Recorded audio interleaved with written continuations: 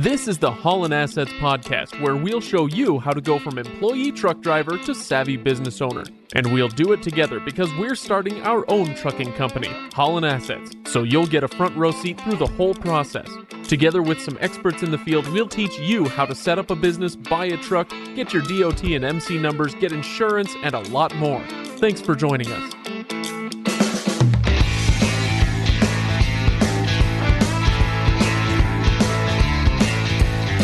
Welcome back, everybody. Welcome to episode 12 of Haulin Assets, the podcast. I am Craig, and over there, he is... Chris, welcome back. good to be here. In studio once again. Two weeks in a row. This is awesome. And let's not make a habit of this. We need to get you back on the road. It can't be a habit. Yeah, you got to be able to make money. Don't make money sitting in a room doing a podcast. Well, yeah, that's true.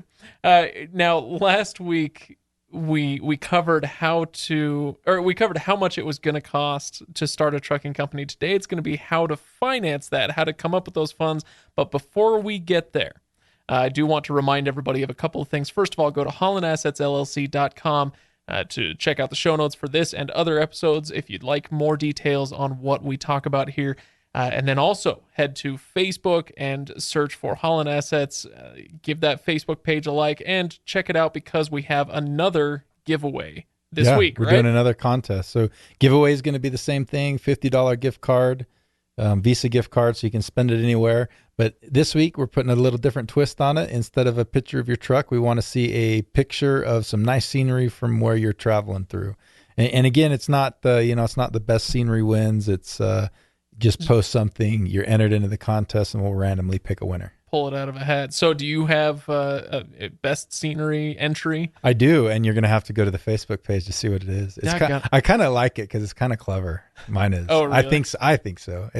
I'm kind of a geek, but it made me chuckle a little bit. You know you can't win, right? Oh, yeah, I know. Okay, all right, well. I can't win my own contest? Why not? Something about the law or whatever. I don't know. I'm not sure it's illegal. Maybe immoral or unethical, but illegal, I don't know about that. We'll call it fuzzy territory. Okay, so like I said, today we're talking about ideas that you have for how to finance your startup and your operating costs. This is a subject that is going to tie in really well with episode 11. So if by chance somebody hasn't listened to episode 11, I would encourage them to go do so. So you get an idea of the numbers that we're talking about and how we arrived at those numbers. Now, before we do the podcast proper, I've got to keep this tradition going. Chris, give me a story from the road. How are things going these days? Things have been going overall pretty well, but I did have one little hiccup that kind of ticked me off a week or so ago. I took a load of cherries from up in the Northwest, so Seattle, Washington area, and took it all the way down into the Dallas area of Texas. So, fairly long haul. Yeah. Right? Everything went great on the load, and I was super excited because that was a really good paying load, and I was doing a delivery at 6:00 Friday morning, and we'd found another really great load coming out of the same area, very little deadhead, great paying, that I didn't have to pick up until 4:00 that afternoon. So plenty of time to drop off the load, have everything taken care of, and be on our way. Well, anyway, so I actually show up to drop off a load of cherries about... a little after 5:00 in the morning, right after the place opens up. So I'm almost an hour early to my appointment, get everything dropped off, unloaded. I can't even remember anymore exactly what time it was. I think it was about 8:30 by the time they actually got everything unloaded. Well, they come to me after it's all unloaded, or I think it's unloaded anyway, and they say, we've got a problem with the load. They rejected about 4 pallets of the cherries. Out of about 20. Okay. Wow.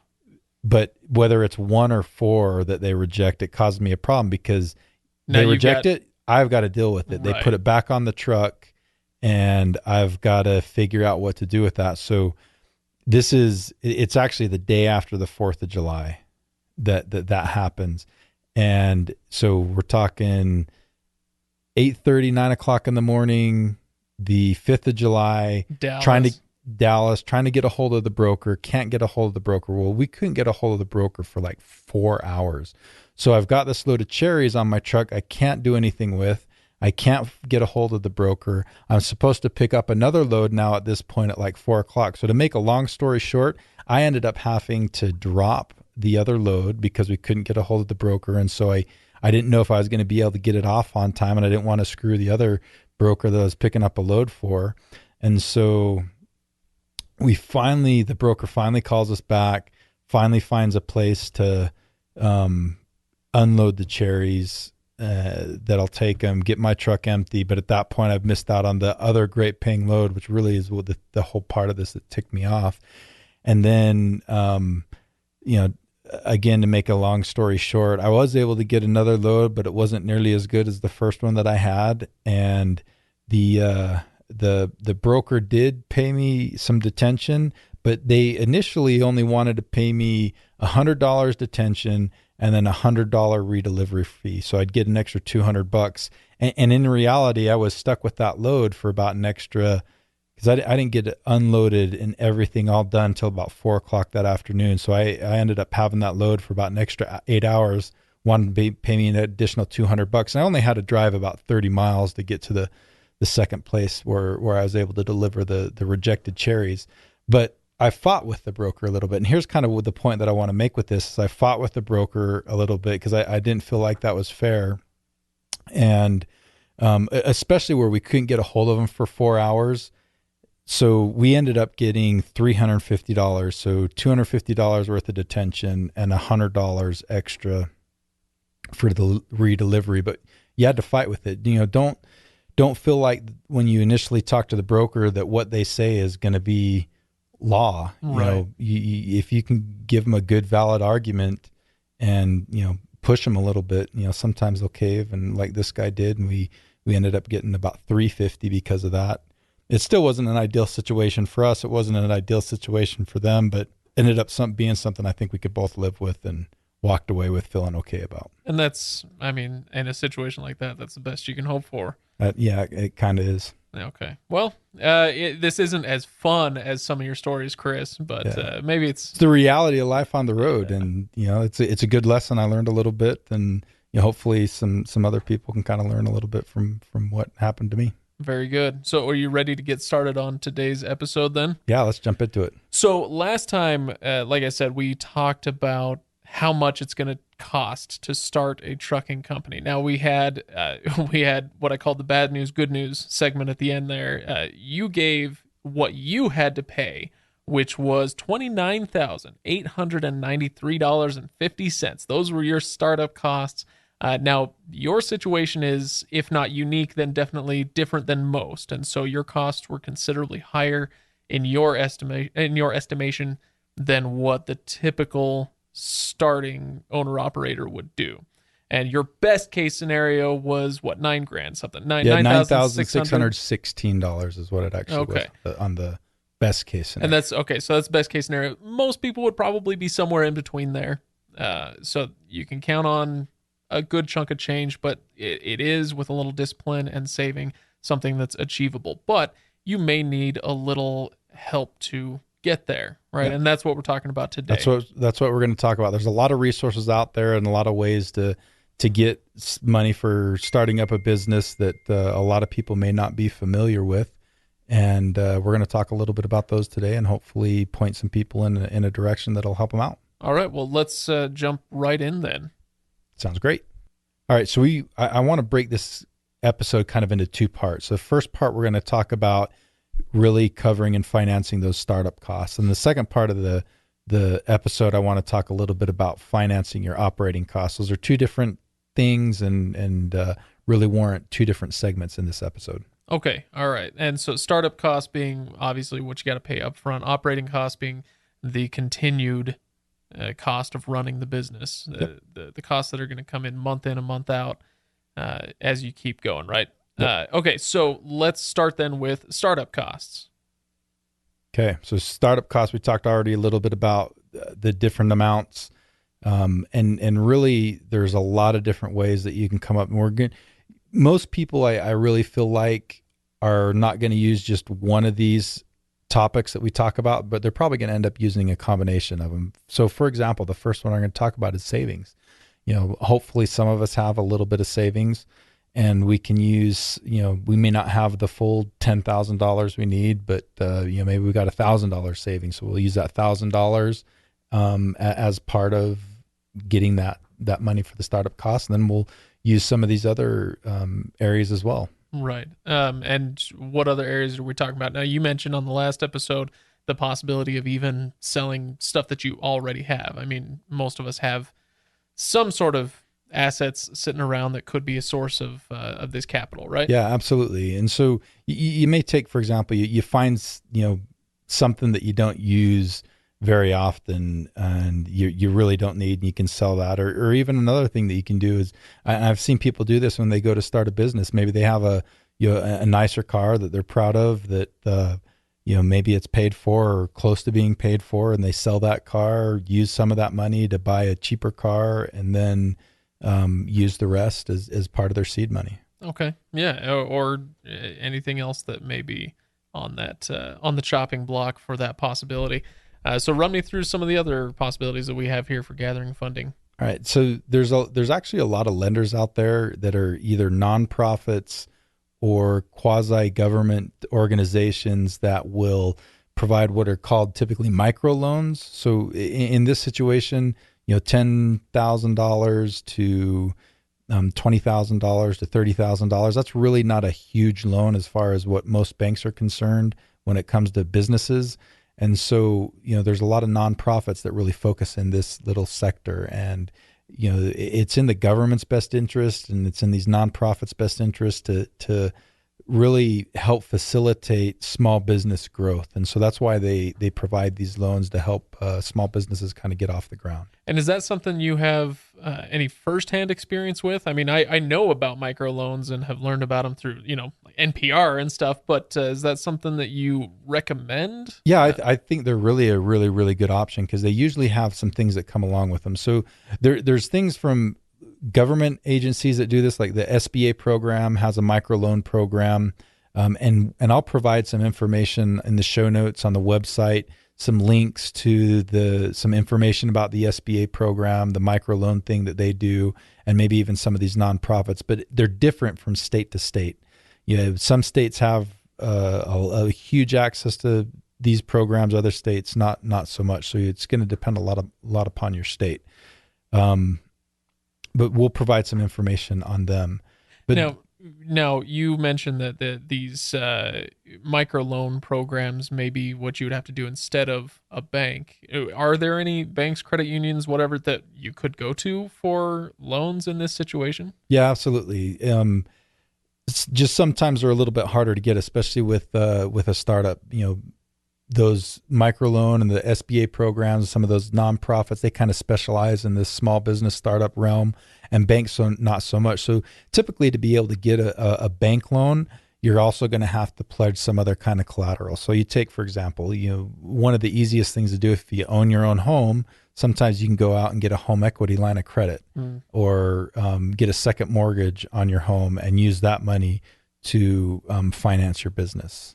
So that's one really good option. It's a type of bank loan, and it can help you get some access to money. Oftentimes banks, if you've got good credit, will allow you to do just what's called a signature loan, where you just basically you're just saying, hey, I promise to pay this money back, and they'll give you a loan for there. And they may only give you a $5,000 loan, but that's a good chunk of what your startup cost is going to be. And so it's something, but it may not be able to get you everything that you need. And of course, if you do get a loan from one of these places, and I'm jumping ahead a little bit, but that's going to roll into your operating costs, right? You're going to have to pay back these loans. And yeah. Something absolutely. to think about. So what other options do we have?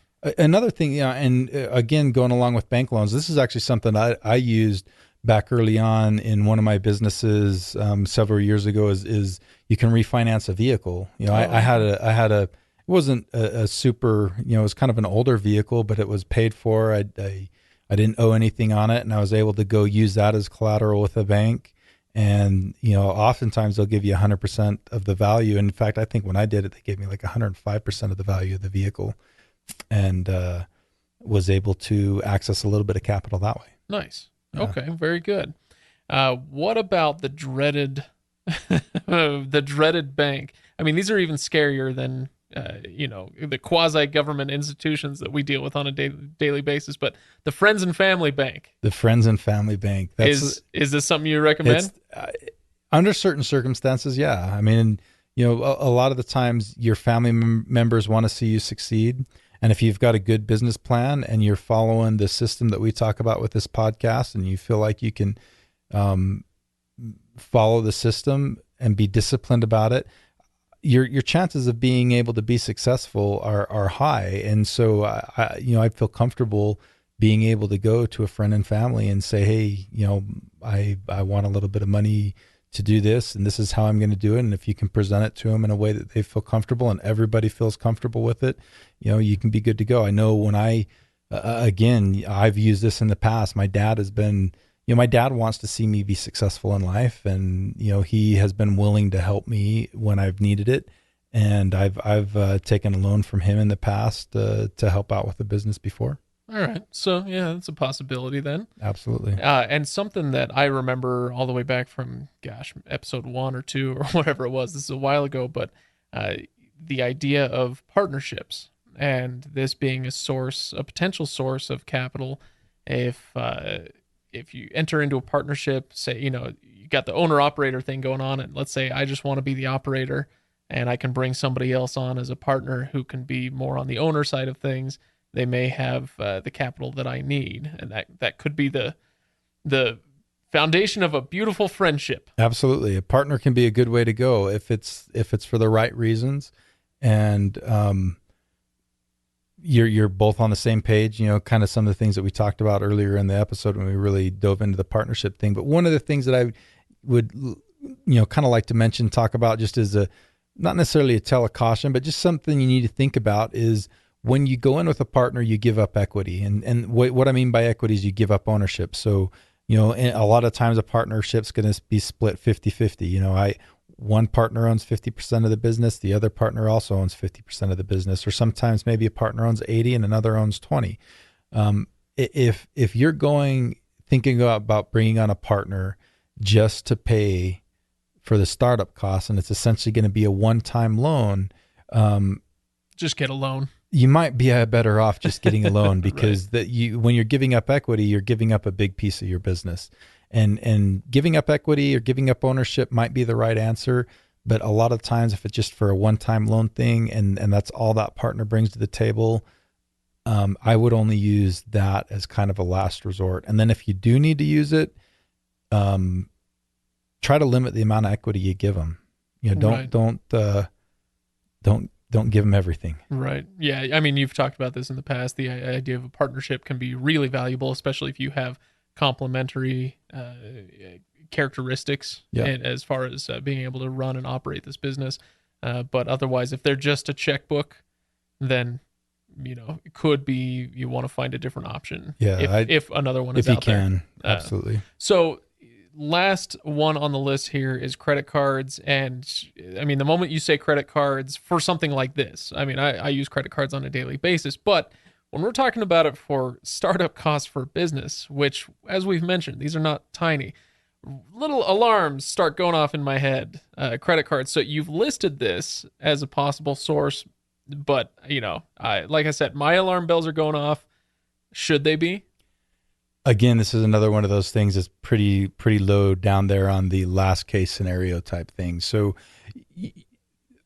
I know a lot of people who have used credit cards to fund the startup of a business and have been able to be successful at it, but you need to be really careful and go in with your eyes wide open. So there's a couple things, first and foremost, if you do decide to go down this route, I really feel like you have to have some kind of backup plan. So if the business doesn't start making as much money as you think right off the bat, or you come in, you run into some kind of roadblock, you've got a backup plan to help make those credit card payments for a little while. So that may mean you hold off a little bit of cash on the side that you set aside to do that, or maybe you've got a spouse or a significant other or somebody else that has a steady job that's making some income that if you tighten down the hatch for a little bit, you can You'll still have enough money to make those credit card payments, but definitely have a backup plan to make sure you make those credit card payments. Yeah. If you do decide to go down that route.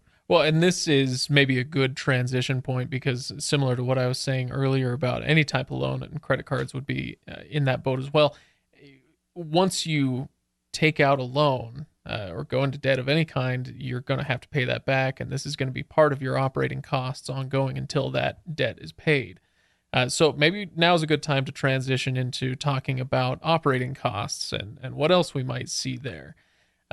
So for this section of the podcast, Chris, there's an unfamiliar face has wandered into our studio. Now, this is, to my knowledge, the first time that we've ever had an in-studio guest. It is the first time we've had an in-studio guest. Yeah, Right, you didn't think I had any friends. Well, I thought that's why we were podcasting together. All right, well, let's bring him in. So, Chris, introduce us. Who is this strange man in our studio? All right, so we've got with us today Rob, and Rob and I go way back. What about, let's see, 14, 15 years? Yeah, something like about that. Yeah. Rob and I worked together at Flying J for quite a few years. That's kind of how we got to know each other. I didn't know you worked at Flying J. I did work at Flying J. Yep. Well, I'm glad he's here then so I can learn more about you. Now, this is great. So, all right. So, Rob, how are you going to be helping us out today? I guess, Chris, let me know what we're going to be doing with Rob today. So we did work at Flying J together, but for the last about 5 years, we've been business partners, started a factoring company together, which factoring is a it can have a negative connotation in the trucking industry. And we'll get a little bit into that. We'll try to be totally upfront with everything. But Rob and I started, along with another partner, started a factoring company called I Thrive Funding about 5 years ago. Yeah, it's been fun too. It's been fun. It's been a fun ride. Yeah. Okay, so let's get into it. What exactly do we mean by operating capital? Let's start there. So operating capital is really the money that you use to keep the business running. So, for example, the fuel you're putting into your truck every day, to cover your insurance payment, paying your driver, or if you're an owner operator, paying yourself. You got to keep paying your mortgage or your rent and for your cars and all that kind of stuff. Your tolls, your lumpers, maintenance, repairs, all that kind of stuff. And, I think for most people in most trucking companies, your operating capital for one truck guy is going to be around $15,000 a month. And although that sounds like a lot, your revenues should be $17,000 to $20,000 or even more a month. So should be able to cover that $15,000 a month if you're doing things right.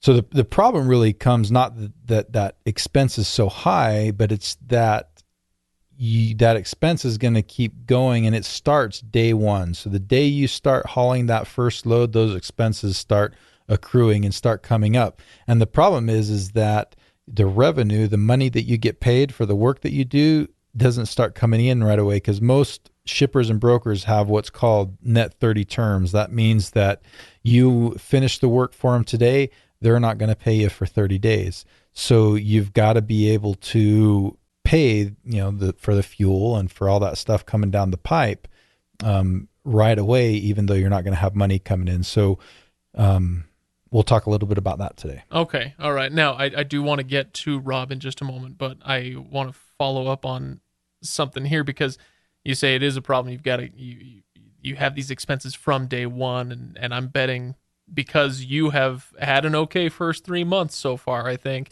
you obviously have a solution to this, right? Yeah, there's actually kind of two ways that you can kind of help cover those expenses, even though you're not getting your revenue in. And one of them is through factoring, and the other one is what's typically called within the industry or quick pays. And both of them have good merits, and we're going to give you our thoughts on factoring and a little bit on quick pays as well. Okay. All right. Well, do we want to start in with factoring, or should we save that and talk about quick pays first? Let's talk a little bit about factoring, because I kind of feel like I want to tell a little bit about my story and kind of my experience with factoring over the years. So as I mentioned, Rob and I worked at Flying J years and years ago. And really for most of that time, both of us were working at the bank that Flying J owns. You may have heard it, or a lot of guys in the trucking industry may have heard of it. Transportation Alliance Bank, often referred to as Tab Bank. And Tab Bank does a lot of factoring, and that's kind of where I got some exposure to it, but that was Rob's life for quite a few years. He knows it really well. But initially, I was never like a huge fan of factoring. It's got its merits, but it was just one of those things I didn't understand totally, and I'd heard a lot of bad things about it. And and to be honest with you, I kind of had that negative view to a certain extent of factoring. But as time went on, I kind of learned a little bit more about it, and my views started to change. So when I started my first business in the trucking industry, Progressive Reporting Agency, and we were helping truck drivers do a lot of things to help them manage their business, I would just hear horror story after horror story of guys who had been taken advantage of by factoring companies. And that's really also kind of what helped drive that negative connotation. But after a while, I started to think, most of these guys really need factoring because they just don't have that operating capital right up front to be able to float for so long. And so I knew that guys were going to do it. And I started to think, well, if they're going to do it, maybe I can start a factoring company and not take advantage of them and really treat them fairly and make money at the same time. And so that's when I actually ended up reaching out to Rob. What was that? I think 2013, somewhere around 2013, and it was through a LinkedIn message. Yeah, we had talked to each other for a long time, and those actually work. No, I like out of the blue, I get this LinkedIn message like, "Hey, can you talk?" And I'm like, "Yeah."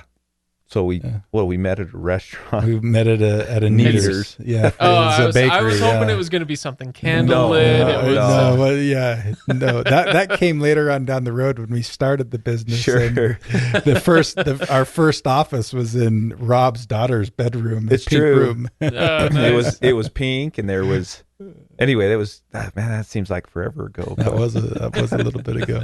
Well, now, if you don't mind, I want to zoom out a little bit because we've talked, you've mentioned the word factoring and all this stuff. We've talked around it a little bit, but will you give me a direct definition of what in the world factoring is? Yeah, you bet. It's pretty simple. And maybe I'll let Rob answer that. He probably can answer it better than I can. Yeah, so I mean, kind of just the quick and dirty definition. A factoring company is actually going to purchase your accounts receivable or your loads, and so in essence, when you present when you're basically going to sell them the receivable, and they pay you money within a 24-hour period typically, and then on the back end they're going to do the billing. They're also going to do any collections, things of that nature. So in essence, you're going to complete the load, present the load to a factoring company who purchases it, and then they pay you the money within a 24-hour period so that you have capital basically in your pocket. How long are you typically waiting for, if you weren't going through a factoring company and you're just waiting for payment after delivery, how long would you have to wait? Yeah, great question. Typically, most brokers have a net 30. And so if they pay right at net 30, you're going to be 37 to 40 days, sometimes 45 days. We've seen as far as 60 days on some guys, worst case scenario. And so, the real benefit is you close the time it takes to get the cash for the load you've completed so that you have operating capital for fuel on your next load or for your truck payment or whatever it is that you need as far as operating capital goes. Right. Okay. So it's starting to make sense. If I have to wait 30 days, 45 days for payment on a load, that's not going to work for me in my first month, especially. I mean, you never know, maybe down the road as well. But that first month, you've just spent, in your case, Chris, almost $30,000 getting the business started. You may not have the option of sitting around for another 30 days waiting for payments to start rolling in. And that's one of the things that really kind of helped me turn my attitude a little bit around about factoring. And when I kind of started to realize, there's more to it.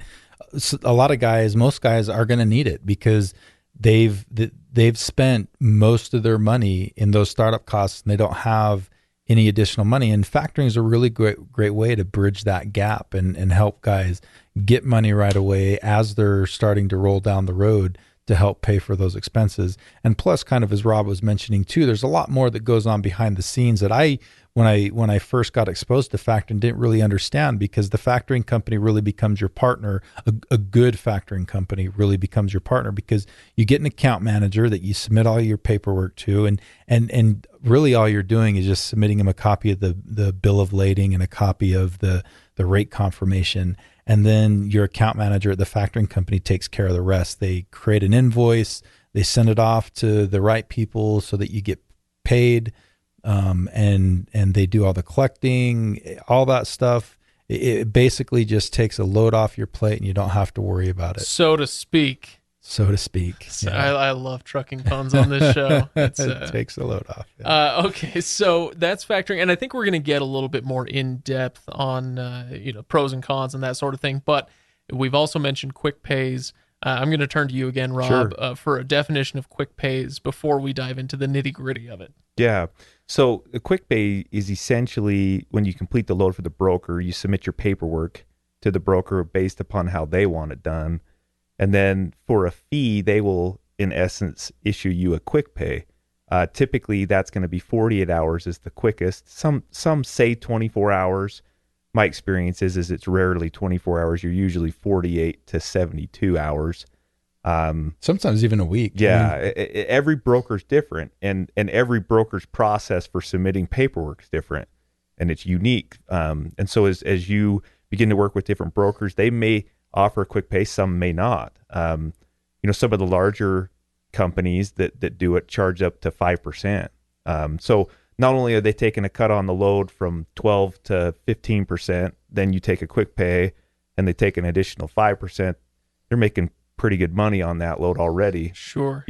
And in essence, they're not doing anything more than giving you the money a little faster than they would have. I don't want to jump the gun on this a little bit, but the factoring company, at least for the same amount of money or less, is doing the billing. They're doing extra services that take a load off of your shoulders for the same price. Right. So there's a better value, in my opinion, using a factoring company over a quick pay. Okay, well, says the guy who owns the factoring company. Right. We are a little bit biased, but we're trying to be as upfront and honest as we can, and give. That's my job. I keep you honest. Yeah, you keep it subjective. That's good. No, okay. So now that we've got a definition of both, and actually, I was just about to start in on pros and cons, but you gave me an idea of the cost of doing a quick pay, something around 5%, something like that. Can you give me an idea of what we'd be looking at for factoring as well? And in the scope of factoring and factors in general, the pricing is gonna vary. But for an owner operator, typically doing $20,000 a month, you're going to be anywhere from 3 to 5%, depending on the factoring company. So possibly even a little lower than possibly, the yeah. quick pay. Yep. Okay. All right. Very good. So now let's get into some of the pros and cons and compare these two and what might be the best way to finance your operating costs, especially, like I said, especially during that first month, but then in an ongoing way as well. I imagine this has continuing value to use these systems. Yeah. I think obviously both advantages in either a quick pay or a factoring is you're going to get your money quicker. I mean, that's the whole point. Disadvantages to a quick pay, as I mentioned, there's a different billing process or a different quick pay process with every broker. And so you have to figure that out each time. Usually the cost is the same, if not more than a factoring company. And you still have to do all the paperwork and all the billing yourself. And if things don't collect, then you got to chase down the payment. And then, Chris mentioned this, you usually don't get your money as quick as a factoring company. A factoring company is going to get you something same day or at least 24 hours. And a broker doesn't always come through with those promises, right? Yeah. And kind of, I want to add one little point with this, the where the process is different with every broker and it gets a little bit more complicated.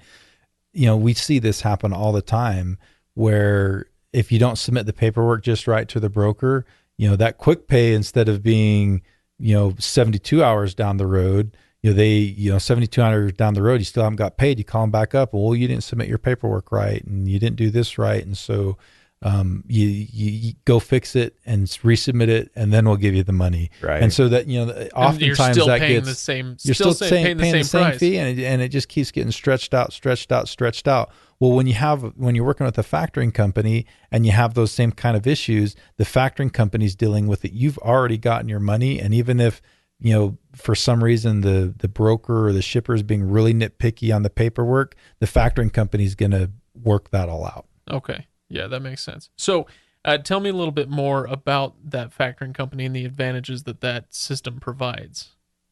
Yeah, I mean, we've kind of keyed in on most of them. Just to kind of summarize or to recap on them, you're obviously going to get your money faster. You're dealing with one person, as opposed to multiple accounts payable clerks, and so that, to me, that's a huge time savings. And Chris has been in a truck, I haven't, but I know what it's like to chase paperwork because I've done it from a factoring point of view, and that takes up a bunch of time. Getting a hold of brokers and making sure you got everything that you need. So the billing, handling the collections, all those are time savers for the owner operator. Right. And I think down the road too, if you look at maybe adding one or two trucks, at some point you have to add additional labor to help you do the billing, and if you're doing it on your own. As you grow, that factoring company kind of grows with you. I mean, they always have the capacity to handle an additional truck or two or three, even four. That's what they're built to do. And so as you continue to grow, you don't have to add additional overhead of people to help you manage your business. Right. Okay, so at this point now, I made fun of you guys a little bit, the owners of the factoring company, extolling the virtues of factoring, right? But in seriousness, it does, from the case that you guys have laid out, it sounds like both are viable options, but factoring provides benefits beyond what going through quick pays may be able to get you. Is there any reason why somebody would or should choose a quick pay over factoring? Or is it, in your mind, is it kind of a blanket recommendation? Factoring is going to be the better bet. Here's only the only two scenarios I can really think of where quick pay might be more advantageous is if you can find a quick pay that's cheaper than what a factoring company charges, which in my experience is rare. Usually they're the same or more to do quick pay versus factoring. And then the other situation, some people would make the argument that you may want to quick pay one load and then not quick pay the next load, quick pay one load, quick pay the next load. Well, I don't know if I'd say most factoring companies, but there are factoring companies that are out there that don't, and ours is included in this, that don't require a minimum amount of purchases a month. And you can kind of pick and choose brokers. You may have this broker that you want to factor loads through and another broker that you don't. So you can kind of pick and choose just like you could with quick pays. So I really don't think there's too many scenarios where quick pay makes more sense than factoring. If you're gonna use one or the other, I think just for simplicity's sake and for no more cost, factoring company's gonna take more of a load off your shoulders and alleviate some of the stresses that come along with being an owner operator. Yeah. Now, let me allow my ignorance to shine forth once again here and just ask, so with all of these advantages that you get, why the bad rap? You mentioned, Chris, that you'd seen guys taken advantage of by factoring companies. How does that happen? What do people need to look out for? Ooh, I want to jump all over this Please one. do, Ron. No, because I think one of the big issues out there is that you are going to sign up with a factoring company, and what the marketing says versus what the agreement says doesn't always add up in one's mind. So the sales guy gets on the phone and he pitches you this great marketing pitch, and operationally nothing's really explained on what happens if you don't meet your quota, or what happens if the paperwork doesn't come in right. And so the expectations become misaligned because the marketer is too worried about closing a deal as opposed to educating the trucker on how the program really works. I think that's the biggest one is that I hear all the time guys say, well, I don't have an agreement. I have a factoring company, but they don't make me have an agreement. And I'm like, well, legally you have to have an agreement to do factoring. That's just the way it works. And we talk through it, but I think more than anything, it just comes down to making sure you understand what you're getting into. Bigger factoring companies, when you get an agreement, it's going to be 18 pages long. And that's a lot of material to get through to make sure you understand what they're doing. Smaller factoring companies, you're going to be 6 to 8 pages, and it's going to be a lot more simple to get through. They'll take the time to explain your answer or questions you might have. I think that's probably the big one, is just not understanding what the expectations are of the factoring company up front. Yeah, and I think one of the things that I see happen a lot is because those expectations are misaligned, and then it causes a rift between the owner operator and the account manager that they're assigned to, and they just can't work well together, and it causes problems. And then the owner operator wants to get out of the agreement, but some of these factoring companies have really bad, nasty agreements and won't let them out. And then it just kind of snowballs and creates a really toxic environment. So you see that happen a lot, and it can make instead of relieving an owner operator's stress, it just increases it. So you want to make sure you're getting in with a company that's going to treat you well, and that's one of the things we'll typically do. There's been a handful of times where a client's come to us and said, "Hey, I've been presented with this. I'm trying to evaluate 2 companies, and yours and somebody else's." We're more than happy to look at another agreement, and and say, here's the advantages of ours versus the disadvantages or advantages of somebody else's, or point out if there are pieces of somebody else's agreement that aren't that are going to hurt the person potentially in the future, and we'll always try to be upfront and honest in that. And I think with any business or industry, there's the good and the bad, right? Yeah. And we have competitors rather, who we know are good people that, we lose a deal to them, and it's like, that's a good company. He'll take care of you, and vice versa. And then there's other companies out there that I'm like, look, I'd rather lose this deal to another factoring company than have you go with XYZ company, because I know their agreement, and their experience is not going to be good for an owner operator. And so those are some of the things that, deep down inside, we've always kind of committed that, good karma brings good actions and good results. And, if there's things where we get sideways with guys, or there's questions, we always try to, explain it, come to a win-win solution, and try to figure that out ahead of time, so that there aren't the surprises that they run into with larger shops. Well, you guys are giving me all the warm fuzzies here. This is great. So I've got another question for you. Now, as I said a little while ago, I can see how this would be really valuable, especially in your first 30 days or your first 90 days as you're getting the business up and running, using factoring to get that operating capital quicker than you would otherwise. Now, are there other situations that this is good for? Are there times and situations where you should seek out something like factoring, and times when you should avoid it? Can you give me some wisdom there?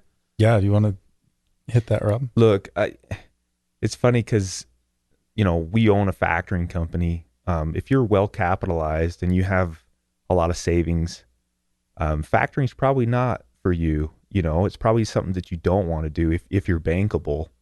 What do you mean by bankable? Yeah. So bankable, like you either have savings like you're talking about, you've got the money in hand, or you can go to a bank and get like a traditional line of credit. That's going to be cheaper money, right? Absolutely. It's going to be cheaper money. But that's the reality. A bank is always going to be cheaper than a factoring company. But a bank also has a lot of, covenants or requirements that they have of somebody before, they'll loan them money. The process of getting a bank approval sometimes takes weeks or months too, depending on what you want. A factoring company, pretty much you assemble a package together. Most guys can get you an answer 24 to 48 hours later. They can tell you if they're going to do business with you. Traditional financing or bank financing, you're going to be subject to the covenants or the requirements. So if you have like a Chris, you're running your truck here, for instance, and you have a couple bad loads and a couple bad months, and they want financial statements, and all of a sudden you don't meet their financial standards, you trip covenants and you're in default. And at that point,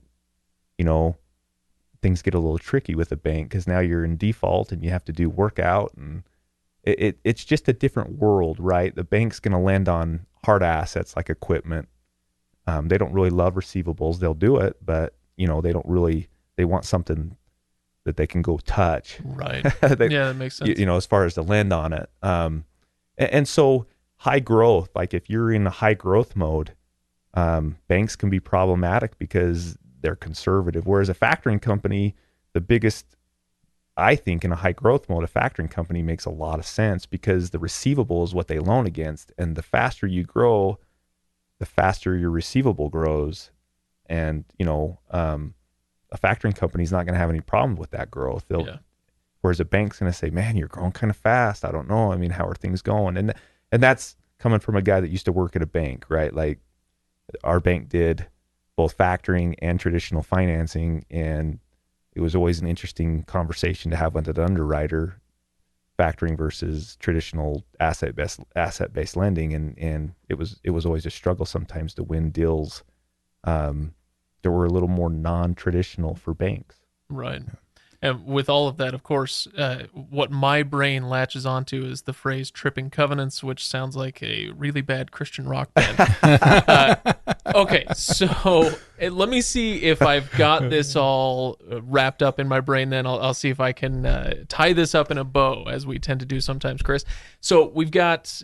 We need operating capital, and I'm just doing the second half here of the podcast. So we're talking about operating capital and how to finance that. We've got two options here. We've got factoring, and then there's quick pays. Now, quick pays are fine in their way. They have some advantages, certainly some advantages over sitting and waiting for 30 days of a payment. But ultimately, any advantage that you get from a quick pay, you can get from factoring and potentially more. Yep. And so you guys, again, I mean, it's funny, but you own a factoring company, and that's not by accident. It's because you think that this is a viable potential solution for somebody who's looking for that operating capital. Yeah, absolutely. Okay. Yeah, like I said, kind of at the beginning, as my attitude about factoring has changed completely. And, kind of to piggyback on a little bit of what Rob has said, if you are well capitalized, you've got money, or you're able to get bank loans to cover your operating costs, factoring may not be the right thing for you.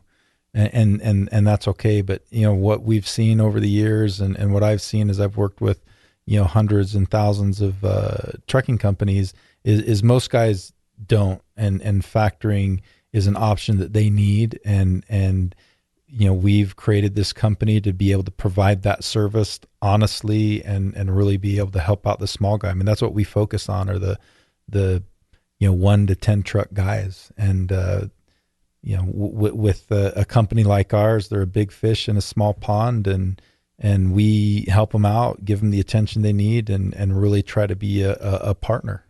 Very good. It's a sunshine and roses, as far as I'm concerned. Sunshine and roses. No, that's great. This is fantastic. So, yeah, when it comes to starting your company, obviously the startup costs are those are going to be obvious in your mind. Yeah, I've got to have this amount of cash on hand to start the business. But then you also have to think about, okay, but what am I going to do for the first 30 days, the first 60 days, as my accounts receivable really starts rolling over and rolling over and rolling over. And so this is good. This is helpful stuff. And I feel like I'm being well educated, you guys. Yeah. So well done. Any parting thoughts on this subject before we call it quits for today? I just, to wrap it up, say, money, obviously you need a lot of money to be able to start and run a trucking company. And there's a lot of solutions to help you get both that startup capital that you need. We've talked a lot about those, and there's other ones out there that we haven't talked about. And then also on the operating side of things, factoring, quick pays, those are really, to be honest with you, really easy solutions. The more challenging piece is coming up with the money for the startup piece. Once you've got that startup piece going and you're ready to run, the operating capital, whether it's through factoring or quick pay, is really a door that's open to 95% of the people out there and pretty easy to get. Is that fair to say, Rob? Yeah, I think so. And kind of my final thought is, look, if you're working with a factoring company and you ask for, their legal agreement or, and they don't provide it to you, up front, that's kind of a big red flag. The other thing is if you have questions, if you're working with a guy or a factoring company and you have questions regarding the legal agreement, we're happy to help guys kind of navigate through that agreement and help them ask the right questions. Or, we've had a bunch of guys that send them into us and we'll redline them and send them back and say, these are some of the things that maybe you want to make sure you understand before you maybe sign that agreement. And we, like Chris said, while we hope you come to iThrive, in the long run, we just want you to stay in business. That's, that's your dream, to go out there and drive and make sure that your business is successful. And whether we help you do that through the cash flow or simply just by helping you out on your agreement to make sure you understand what you're getting yourself into, we're happy to help in any way we can. All right. Very good. Well, let's call it there, gentlemen. Rob, thanks for coming in. Yeah. Our very first in-studio guest. We've had a few other voices on the podcast, but that's usually you going out and chatting with people, Chris. And so this has been fun. If anybody out there in listener land has any more questions, you want some more details on what we've talked about, make sure you go to haulinassetsllc.com. Check out the show notes there. We'll have some more details there. And also, don't forget, head to the Facebook page. Make sure you like that Facebook page and check out the giveaway that we're doing right now. Submit a photo of your best landscape while you're out on the road, and you'll be entered to win. What are we entered to win this week? $50 Visa gift card. Another $50 Visa gift card. All right, so we hope to see you there on the Facebook page. Thank you, gentlemen, for coming in today, and thanks everybody for listening. We will see you for episode 13, which is, do we know what that's about yet? That's a good question. Not off the top of my head. I've got it in my notes, but I couldn't tell you. I can't even tell you what I ate yesterday. Good enough for me. All right. Thanks, guys, and I'll see you next time. All right.